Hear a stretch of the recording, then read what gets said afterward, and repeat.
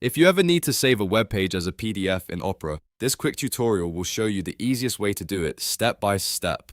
This is really useful when you want to keep an offline copy of an article, save research for later, share a web page in a cleaner format, or print something without using paper. And if you find this helpful, make sure to hit like and subscribe for more simple browser tutorials like this.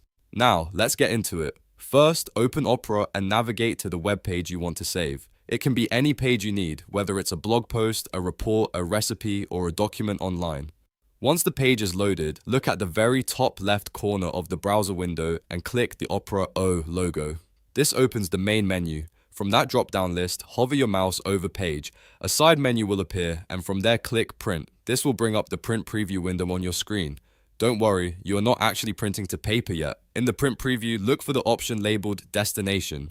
Click that drop-down menu and select Save as PDF. This tells Opera that you want to convert the web page into a PDF file instead of sending it to a printer.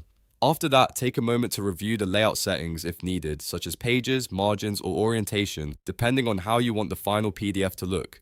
When you're ready, click the blue Save button at the bottom of the layout panel. A file window will pop up, and this is where you choose the folder on your computer where you want to keep the file. Give your PDF a clear name so you can find it easily later, then click Save one more time.